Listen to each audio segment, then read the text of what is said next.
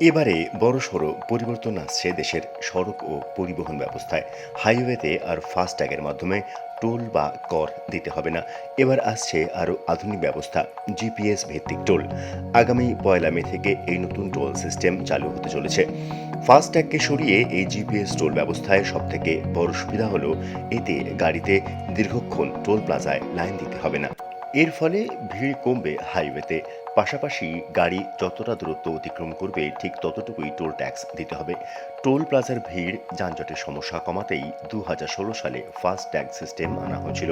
Electronic পদ্ধতিতে toll ব্যবস্থার উন্নতিকরণ করার চেষ্টা হলেও সিস্টেমের সমস্যা, টোল বুথে লম্বা লাইন, এমনকি ফাস্ট ট্যাগের অপব্যবহারের মতন অভিযোগও এসেছে।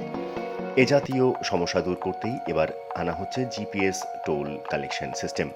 জানা গিয়েছে গ্লোবাল নেভিগেশন স্যাটেলাইট সিস্টেম প্রযুক্তি ব্যবহার করে গাড়ির গতিবিধির হিসেব করে টোল ফি সংগ্রহ করা হবে।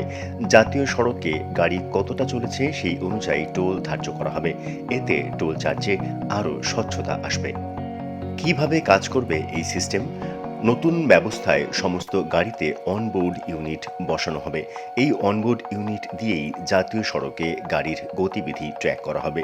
গাড়ি যতটা দূরত্ব অতিক্রম করবে তার উপর ভিত্তি করেই টোল ধার্য করা হবে।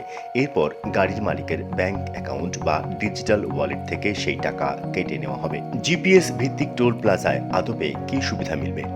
এই সিস্টেম চালু হলে গাড়িকে আর টোল প্লাজায় দাঁড়াতে হবে না। এতে সময় অনেকটা বাঁচবে। গাড়ি হাইওয়েতে যতটুকু দূরত্ব অতিক্রম করবে ঠিক ততটুকুই টোল দিতে হবে। আনুমানিক হিসাবে টোল নেওয়া হবে না। রিয়েল টাইম ট্র্যাকিং ও অটোমেটেড ডিডাকশন ব্যবস্থা হওয়ায় ভুল ভ্রান্তির সম্ভাবনা বা অতিরিক্ত চার্জ নেওয়ার কোনো সম্ভাবনা নেই বললেই চলে। National highways authority of India এই নতুন টোল ব্যবস্থা চালু ও দেখভাল করবে। প্রাথমিক স্তরে ট্রাক, বাসের মতন কমার্শিয়াল গাড়িতে এই জিপিএস ভিত্তিক টোল ব্যবস্থা চালু করা হবে। পরবর্তী স্তরে প্রাইভেট গাড়িগুলিতেও এই একই ব্যবস্থা চালু করা হবে।